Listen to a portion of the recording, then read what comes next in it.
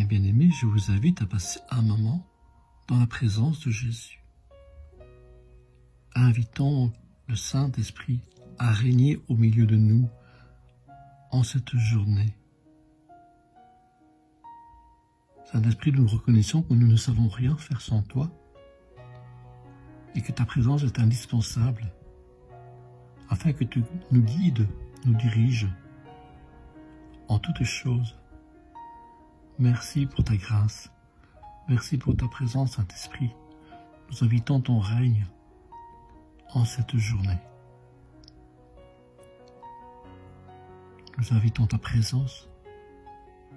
Merci. Je suis à la fois le Dieu du détail caché et de l'abondance débordante. Confie-moi absolument tout ce qui fait ta vie, et tu verras avec quelle précision je réponds à tes demandes. Je prends plaisir à écouter tes prières. Sens-toi donc libre de me faire part de tes requêtes. Plus tu m'adresses de demandes, plus tu pourras recevoir de réponses. Et ta foi est fortifiée lorsque tu découvres avec quel soin je réponds à des prières spécifiques. Je suis infini dans toutes mes voies. Tu ne dois donc pas craindre que je manque de ressources. L'abondance correspond à ce que je suis. Viens à moi dans l'espérance joyeuse de recevoir tout ce dont tu as besoin, et parfois beaucoup plus. Je prends plaisir à déverser mes bénédictions sur mes enfants bien-aimés.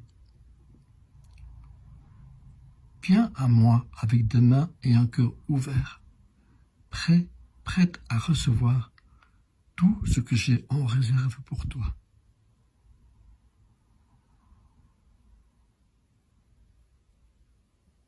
Je vous invite à lire les versets suivants. Psaume chapitre 36, versets 8 à 10. Psaume chapitre 32, verset 15. Jean chapitre 6, versets 12 et 13.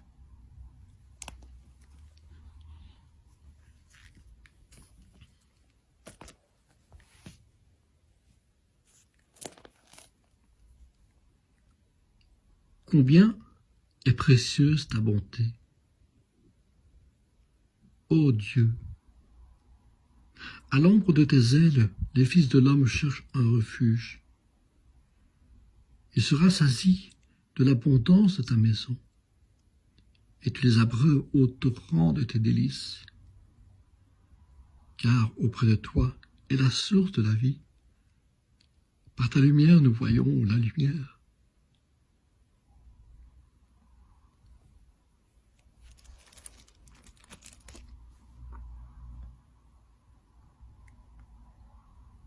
Je bénirai sa nourriture. Je rassasierai de pain ses indigents.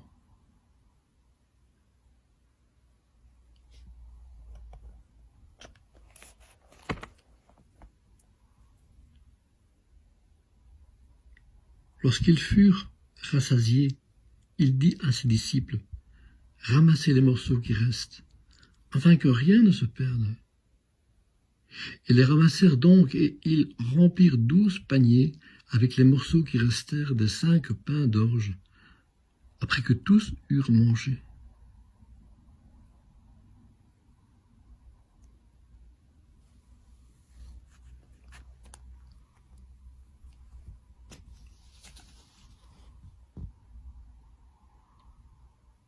Mes bien-aimés, je vous invite à me laisser en commentaire ce que cette lecture et ces versets vous auront inspiré. Jésus annonce la bonne nouvelle. La bonne nouvelle, c'est qu'en lui, vous êtes sauvés. Si vous l'acceptez dans votre cœur, avec foi et sincérité,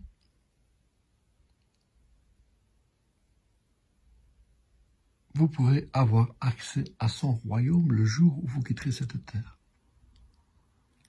au royaume des cieux.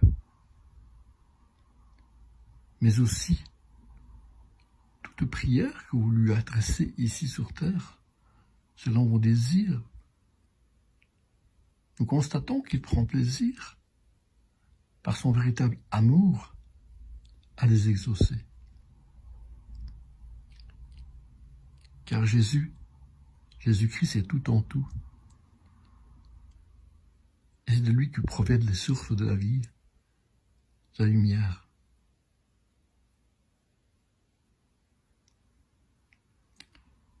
Pourquoi devons-nous annoncer cette bonne nouvelle?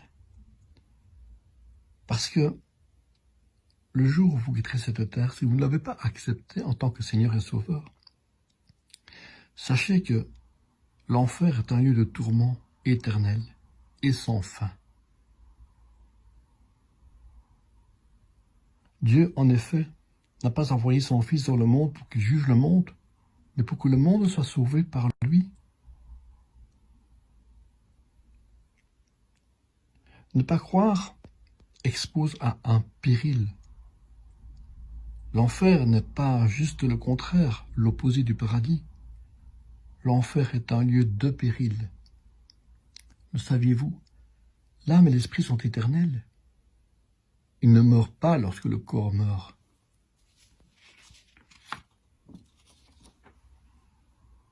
Les personnes qui se trouvent en enfer ne sont pas ravies d'y être et sont conscientes. Elles ne sont ni anesthésiées ni endormies et subissent une douleur et des tourments indescriptibles et multiformes. Lorsque le souffle de vie est ôté, c'est le corps qui va à la poussière. L'âme et l'esprit, quant à eux, sont des composantes éternelles que rien ne peut détruire. L'enfer est un lieu d'où Dieu a volontairement retiré sa présence. L'être humain ne peut absolument pas s'épanouir loin de la présence de Dieu, car il a tiré de Dieu, et la présence de Dieu est son habitat naturel. Les tourments en enfer ne s'arrêtent jamais. L'enfer est un lieu de souffrance physique, et l'on souffre d'une soif qui ne peut être étanchée. Pour certains qui disent « Oh, je ne sais pas si Dieu existe, je ne sais pas si l'enfer existe, et de toute façon, je m'y habituerai. On s'est bien habitué à vivre sur cette terre. »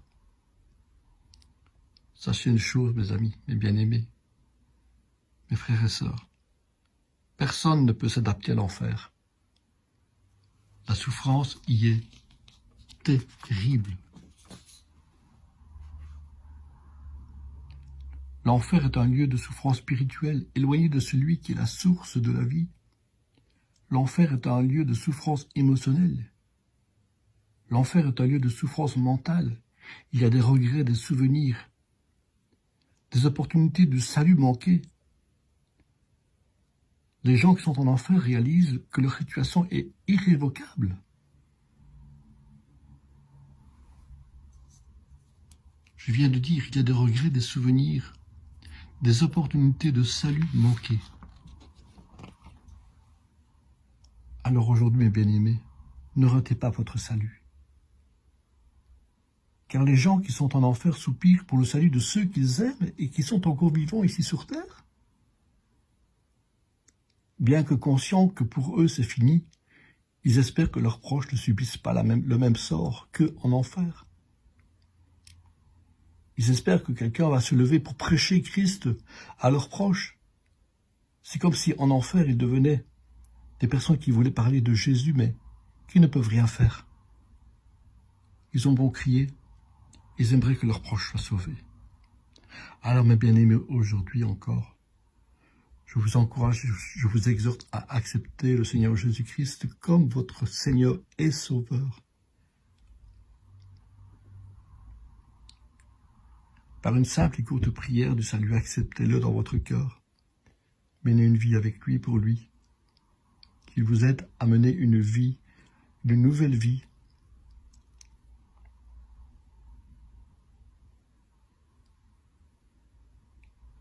Qu'il vous aide